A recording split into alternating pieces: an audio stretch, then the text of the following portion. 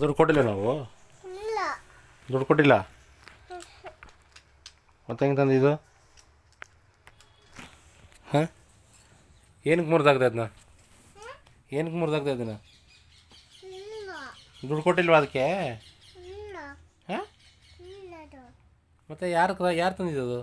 ನೀರು ಕಣ್ಣೀರು. ದುಡ್ಡು ಕೊಟ್ಟಿಲ್ವಾ? ಮಗದು. ಏನಕ್ಕೆ ಮುರಿದಾಗ್ದೆ?